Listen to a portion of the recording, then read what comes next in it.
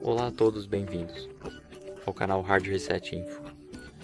No vídeo de hoje eu quero mostrar como você pode esconder fotos e álbuns privados no OPPO Find X7.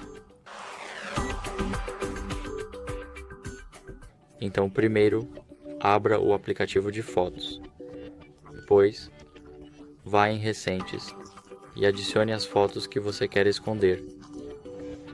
Agora eu vou selecionar as três, definir elas como privadas, bem na parte de baixo. Agora, clique em OK. E vá para Privado e aqui digite a senha de privacidade que você configurou antes. Agora, todas essas três imagens estão aqui. Elas estão bem escondidas atrás da senha. É isso. Obrigado pessoal por assistirem. Não esqueçam de curtir, se inscrever e seguir para mais tutoriais. Tchau, tchau.